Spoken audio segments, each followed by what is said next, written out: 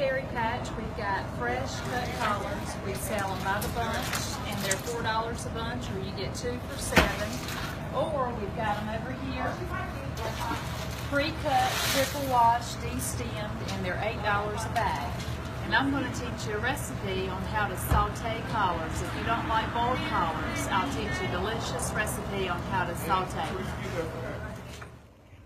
Okay, so I'm back to show you how to make sauteed collards. What I've got here is just a saute pan, and you can use any kind of frying pan. And I have diced Vidalia sweet onions. I've got North Carolina bacon that we sell at the Berry Patch. And I'm going to cut the bacon. Scissors are my favorite kitchen tool. I use them for everything. And I'm just cutting the bacon in little pieces. And I'm going to let the bacon and onions saute together till they get a little done. You don't want to brown them too much, but just have the onions translucent. And get some of the grease from the bacon so your collards won't burn.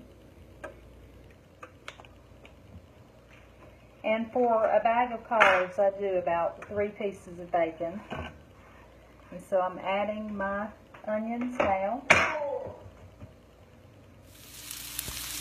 So I've got a nice color on the onions and the bacon, and you can see the grease, well, the fat from the bacon.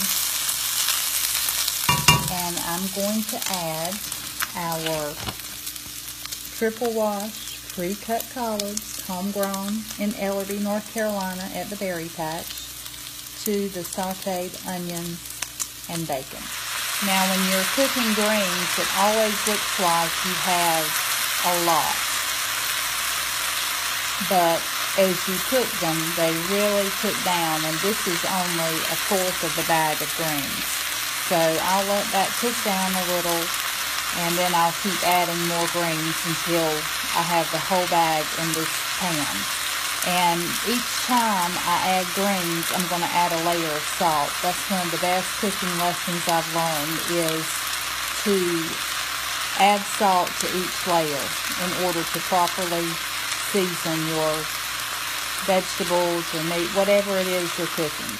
So I've got all of my pre-cut triple wash collard greens in the pan, and I'm letting them cook down. I'm getting ready to add some apple cider vinegar. I usually do a couple tablespoons, but that's to your liking, whether or not you want to add it or add less or more. If you want a little extra heat, you can add some crushed red pepper flakes to this, and that's really good. I enjoy that as well, but I'm fixing these for homecoming, so I'm not sure how many people would enjoy spicy collards, so I'm going to stay away from that today. So I'm going to let these cook down with the apple cider vinegar a little, and then we'll come back. So I've added my vinegar. I'm going to let it continue to cook down. And how I know these sauteed collard greens are done is when the greens are no longer a bright green. You see you have a lot of bright green, and then you have some darker green in here. The darker green is the first layer that I added, and it cooked down. So I'll just continue to toss these. I'll taste them to see if they need any added salt or vinegar. But in about 15 minutes, these collards will be ready to serve. And I usually don't add any liquid to them because you have enough liquid from the collards. But if you feel like your pan's getting too dry, you could certainly add some chicken stock or even some water to help those collards steam up if you feel like it's getting too dry. My sauteed collards are now complete. They're ready to be enjoyed. I hope you've enjoyed this recipe, and I look forward to sharing more of my quick and easy recipes.